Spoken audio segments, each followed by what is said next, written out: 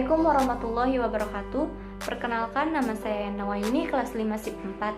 Di sini saya akan menjelaskan mengenai perkembangan standar akuntansi di Indonesia. Standar akuntansi itu merupakan pedoman utama bagi akuntan dalam melakukan penyusunan laporan keuangan. Standar akuntansi keuangan itu sendiri itu metode dan format baku yang digunakan dalam penyajian informasi laporan keuangan. Standar akuntansi di Indonesia mengalami perubahan perkembangan sesuai dengan perkembangan dunia bisnis global.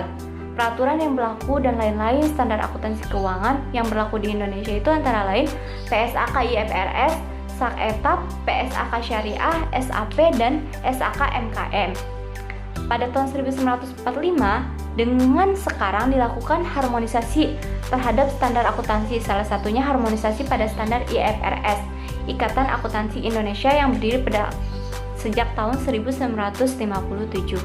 Yang kedua ada persepsi manajemen lingkungan kerja dan pelaporan keuangan, di mana proses pelaporan laporan keuangan berhubungan dengan langsung orang-orang yang terlibat di dalamnya, pemilihan atas metode dan standar akuntansi yang akan digunakan sebagai basis pelaporan, dipengaruhi oleh persepsi pihak pembuat laporan keuangan. Persepsi pihak manajemen sebagai pihak yang menyusun laporan keuangan sangat mempengaruhi proses penyusunan dan pelaporan informasi keuangan. Persepsi pihak manajemen biasanya akan tercermin dalam keputusan-keputusan yang diambil terkait dengan proses laporan keuangan yang melatar belakangi. Yang pertama itu ada pemahaman pihak manajemen mengenai standar dan metode akuntansi yang digunakan, dan yang kedua pengaruh lingkungan di mana manajemen berada. Yang ketiga itu ada tantangan akuntansi di masa yang akan datang. Penggunaan IFRS sebagai standar internasional memunculkan tantangan akuntansi di masa mendatang. Pengukuran dengan menggunakan nilai wajar dalam laporan keuangan akan menyebabkan banyak angka dalam laporan keuangan yang tidak berasal dari proses pencatatan akuntansi.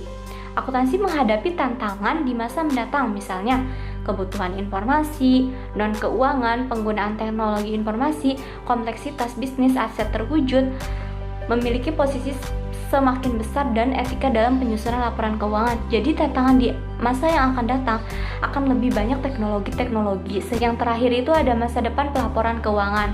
Nah, masa depan pelaporan keuangan itu akan dipengaruhi oleh teknologi yang ada. Teknologi telah mengubah model bisnis dan perekonomian hingga ke tingkat transaksi barang dan jasa. Perubahan ini juga mempengaruhi interaksi para pelaku ekonomi, mulai dari interaksi produsen dan konsumen hingga interaksi antara pemegang saham dan manajemen. Dengan kata lain, perubahan ini akan menggeser model dan fungsi pelaporan keuangan. Profesi akuntansi sebagai stakeholder utama laporan keuangan diharapkan beradaptasi. Teknologi dapat menjadi anugerah bagi perkembangan profesi, namun juga sekaligus bisa ancaman. Nah, untuk ancaman itu sendiri akan mengurangi pekerjaan seorang akuntan. Mungkin tahun yang ada seperti sekarang saja sudah banyak sistem akuntansi yang seperti ada Mayob, ada Ekuret, ada Johir, ada Jurnal ID, ada SAP, dan masih banyak lagi sistem-sistem akuntansi. Jadi ancamannya itu sendiri sangat berpengaruh terhadap seorang akuntan, dan sangat berpengaruh untuk mempermudahkan pekerjaan seorang akuntan itu sendiri. Jadi cukup sekian dari saya.